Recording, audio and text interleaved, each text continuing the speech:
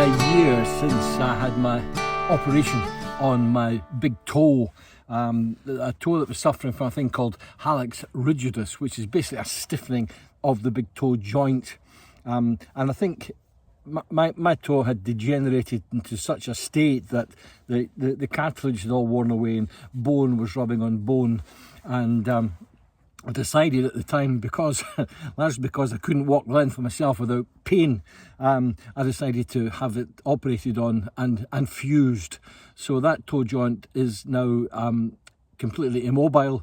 It's fused, although the top joint on my toe still bends a bit, and I still have a bit of bend on my foot so I can walk. So I thought it'd be quite a good time to do a bit of a look back on how we got on in that year.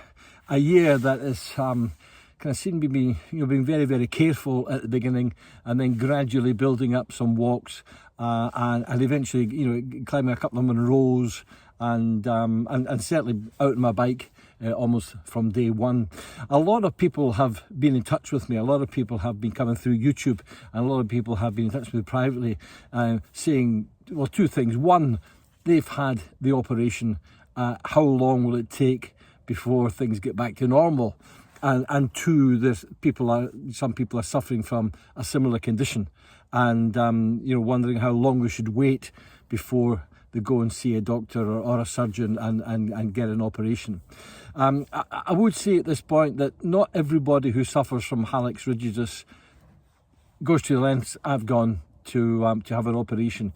You can get cortisone injections into the joint, and that helps a lot, and it helped me quite a lot in the early days. You can take painkillers, you can wear orthotic shoes and all the rest of it, but mine had just degenerated to such a point that I just couldn't walk any distance. And at 73 years of age, I decided that I've still got a few more years left in me. I want to still be able to climb some hills into my complete dotage, and I wasn't quite ready to give up on the hills. The hills have been my lifeblood, for 40-50 years. I've earned a living from climbing hills and writing about it. I've made television programs about the hills. All my best friends are mountaineers or hill walkers or climbers. I belong to that kind of social fabric of outdoors people. So to suddenly not be able to climb hills and not be able to do the things you enjoy, not be able to do the things that all your friends are discussing and talking about, makes you kind of feel a bit left out. And it's almost, I've described it as like a bereavement. When you can't get to the hills anymore, it's like losing something very, very vital in your life. So I'm delighted to say I'm kind of back on the hills. I think what caused my Hallux Rigidus was basically years of, not quite misuse, but probably overuse. I was a long jumper when I was a teenager, and spent a lot of time hopping about on my left foot, a lot of time taking off on that left foot and putting pressure on that toe, and lifting heavy weights and all the rest of it. And then when I took to the hills, and the first dozen years that I climbed hills, I wore very stiff, almost pointed-toed Italian climbing boots, where my toes were kind of crushed into the front of the boot, very narrow boots. And I can remember several times coming down the hills and feeling my feet being crammed and crushed. And then lightweight walking boots came on, and they made a big difference. But still, a couple of falls in the hills, a couple of tumbles, and I probably damaged the toe a little bit more. But generally, gross overuse, wear and tear that comes with age, a whole number of factors caused the condition. At first, it didn't cause me too much of a problem. After a distance, I would feel as though there's a stone in my insole pressing just below my toes, and it became quite painful. But if I sat down for 5 minutes, the pain would go away and I would carry on. But gradually that pain became more insistent. It started, at first it only came at the end of a big hill walk. After a few years, after a few hundred yards, I could feel this pain. And then it was there kind of all the time. My toe was sore during the night and I couldn't sleep for the pain, a whole number of things. I went to see doctors, I went to see podiatrists, I tried insoles and orthotics. As I say, I had cortisone injections, which did help. Painkillers didn't help an awful lot. Eventually I was recommended a complete toe fusion, which I had done.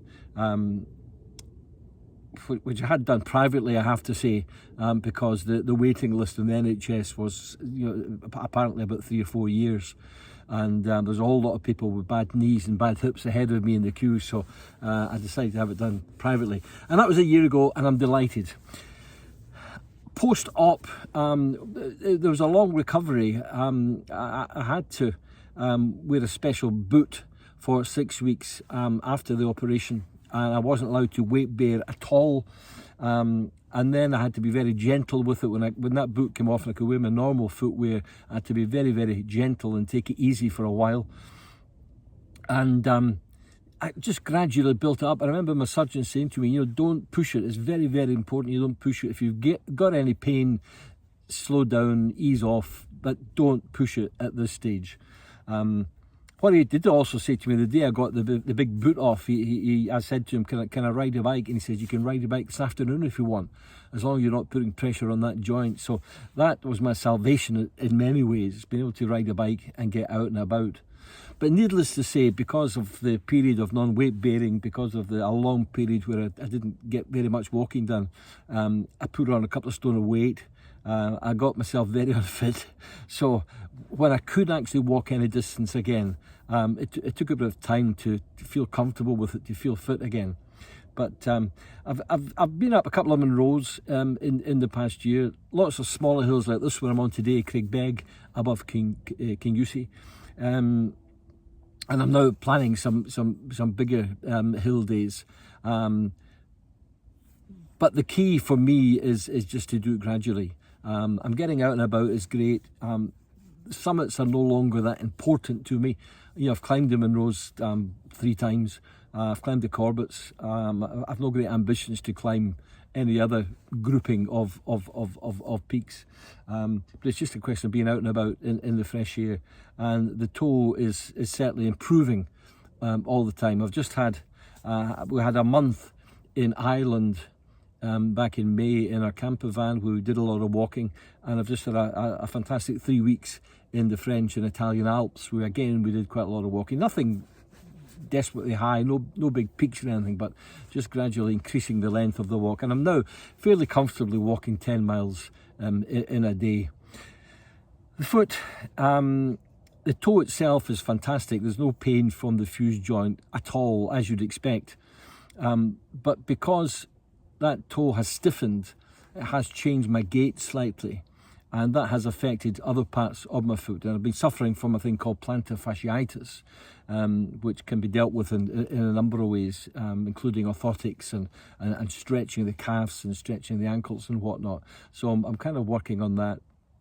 And I think sometimes you put pressure on other parts of your foot when you're trying to protect one part, and I've had a few problems with that. But we're getting there, and hopefully soon I'll be back to kind of normal. But age doesn't come on its own, and as you get older, you find that you deal with one problem and another one arises.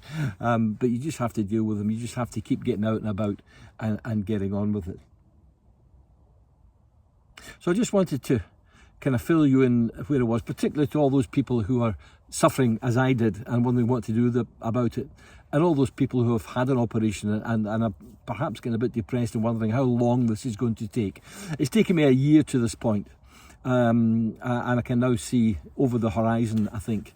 But the thing is, be positive, take it easy, look after your foot, and do exactly what your surgeon tells you.